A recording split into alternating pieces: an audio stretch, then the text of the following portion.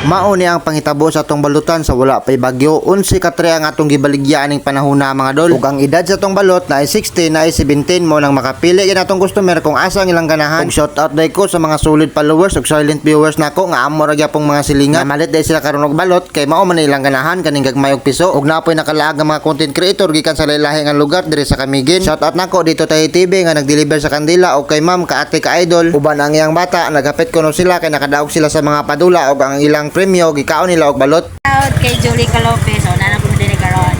Yan dolo, mang balot sa gani. Balot na sad ni. Ano me o tara. Kumbati ta ni mga dol kay mindas maayo pa ang tempo kay wala pa nag-abot ang bagyong Tino. Di naman ginato na mapugan o expected naman gid nga moabot mo na mag-amping na lang pud daan. Ug sa akong pagpamaligya karon mga dol wala ko nag-expect nga daghan ang atong customer kay sarado man ang mga dagko nga tindahan kay padangaton na ang kalagkalag. Ang pagpamaligya sa kilid sa kalsada mga dol para sa ako nga vendor sugal gyapon kay wala ta kabalo kung mingaw ba o bibo. Sa unsa pa natong baligya mga dol basta ting positive lang ta permi nga mahalinan ta og mahurot. Wala imposible mga dol oy sa mga tawo nga gapaning kamot pareha sa kuha. Hapit na magabi mga dol ug mao na ni nabilan sa atong balot ug nakauno na ako nga mapaluto na lang daan kay daghan pa man tao og bibo pa man sad kayo. Shout out ko sa akong mga customer nga gikan pa sa lahi nga mga lugar ug ang uban pod gikan pa sa sementeryo nga nanagkot naghapit lang pod dire ug naapod ko yung mga bisita mga dol nga gikan sa Cagayan.